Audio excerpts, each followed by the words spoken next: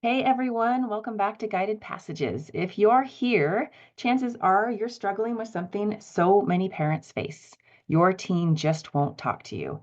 Maybe they give you one-word answers, avoid eye contact, or just shut themselves in their room. It can feel really frustrating and even heartbreaking sometimes. Believe me, I know. But don't worry, in today's episode, I'm going to help you understand why this happens and more importantly, what you can do about it. All right. And for those of you that don't know me, I'm Jasmine, and I help parents build strong, connected relationships with their teenagers. I also give teens the tools to navigate challenges like anxiety, confidence, and lack of direction or motivation. And if that sounds like something you need, be sure to subscribe and hit the notification bell so you don't miss out. All right, so first, let's talk about why your teen might be shutting you out. It's really easy to take it personally, but I promise most of the time it's not about you. And here are a few reasons why this might be happening.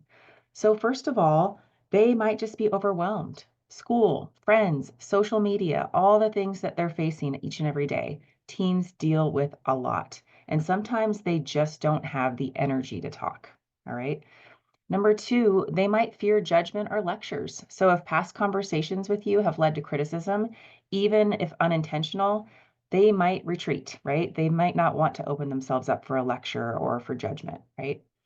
Number three, they need their independence, right? This is such a period and a phase and a season of life where they are seeking independence at every turn, right? So as they grow, they're naturally going to be seeking more control over their own world. And this can mean pulling back from their parents, and it typically does. And so it's totally not personal when they're seeking autonomy. This is naturally and developmentally appropriate for them and the age that they're at, right? And number four, trust has been broken. Maybe you've overreacted in the past. Maybe you've yelled or handed down consequences that felt unfair to them, or used guilt or shame, or even failed to follow through on some promises. When a teen feels like opening up leads to punishment or disappointment, they will often stop sharing. All right. So, what can we do when our teen is shutting us out? I'm going to give you four powerful strategies today to create a safe space for open communication with your teenager, because I know that's what we all want, right? We just want these really close and tight relationships with our teens where it doesn't feel like we're butting heads all the time. They feel safe to come to us when they're struggling, and we are that safe place for them, right? And so that's what we're going to talk about today. Okay, so the first strategy I want to share with you is the concept of respecting their space without disappearing, right? So if they're not ready to talk, that's okay. All right, allow them to have the space they need in that moment. Instead of pushing, simply let them know, hey, I'm here when you need me. So a little space shows you trust them while keeping the door open for conversation, right? So they know that you're there when they're ready, but you're not going to push them in that moment when they're not ready to share, right? That's so important. All right, number two, we want to learn how to really listen without jumping in to fix. All right, so when they do start talking, resist the urge to jump in with advice, solutions, or criticism. So instead, you might say something like, gosh, that sounds really tough. What do you think would help? Or you could say, I hear you. Do you want advice right now, or do you just want to vent?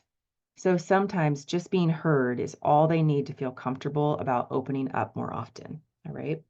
All right. The third strategy today that I want to share with you is rebuilding trust through small actions. So if trust has been broken, don't expect them to start sharing overnight. Instead, what you want to do is just show, not tell, show them that things are different now. So try these small but really powerful steps. So keep their confidence. Don't share personal things they tell you with other people. Apologize if you've hurt them in the past, even if it was unintentional. So a simple, I realize I shut you down before and I'm really working on that. That goes a long way. Okay. And then follow through on what you say. So if you promise to be there, make sure to show up. Even little broken promises can really add up and make them pull away. Okay. And then the final strategy today is find connection in the small moments. All right, so not all communication happens in big heart-to-heart moments, right? In fact, the more pressure you put on having serious talks, the less likely they're going to open up. So instead, what you want to do is build small moments of connection into daily life. All right. So just to share a funny TikTok or meme with them, right? They probably won't respond, but it's still just a connection point, right? Another thing you can do is invite them to run errands with you. Car rides are great for low pressure conversations. All right. And then you can also ask their opinion on something they care about. So music, movies, even a debate over the best fast food fries or what are the best facial products out there, right? What have they found on TikTok that they really want for themselves that they think would be great for you too, right? Just any little connection points, really finding find the things that they're into, whether it's your thing or not, and ask them questions about those things, draw them out, right? Those are little moments of invitation that we can get in the doorway, right? And we want to take advantage of each and every one of those. So the more you create casual, no pressure moments, the safer it feels for them to talk when it really matters. All right. So if your teen isn't talking to you right now, don't panic. Keep showing up in small, consistent ways. Let them know they're loved without all the pressure. Okay. And then over time, they'll feel safe to open up. Okay, well, that is it for today. I'd love to know what's one strategy you're going to try this week. Let me know in the comments. And if you found this helpful, don't forget to like, subscribe, and share with another parent who might need this. And thanks so much for watching, and I will see you next week in the next episode. Have a beautiful day.